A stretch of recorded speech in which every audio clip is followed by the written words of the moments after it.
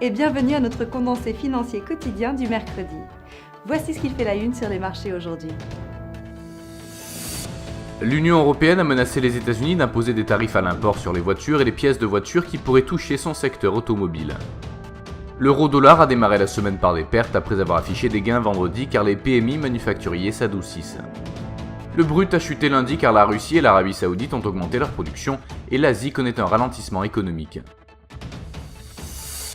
La paire livre-dollar a perdu 0,5% sur la dernière session, le SSI montre un ratio acheteur-vendeur de 1,6. La paire dollar-yen a exécuté une correction mineure, gagnant 0,1% sur la dernière session, le SSI montre un ratio vendeur-acheteur de 1,6. Le cours du pétrole brut a gagné 11,3% la semaine dernière, en hausse de 0,6% sur la dernière session. Nous voyons un ratio vendeur-acheteur de 1,2 d'après le SSI. Le cours de l'or a chuté de 1% sur la dernière session, nous voyons un ratio acheteur-vendeur massif de 6,1 d'après le SSI.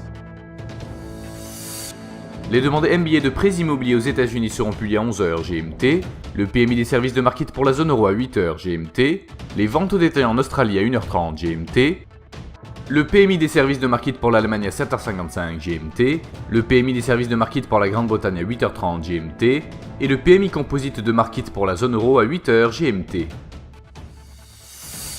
Nous espérons que vous avez apprécié nos perspectives marché de ce mercredi. Nous vous souhaitons, de la part de toute l'équipe, une journée productive sur les marchés. N'oubliez pas de vous connecter demain matin pour retrouver les dernières nouvelles et événements des marchés financiers.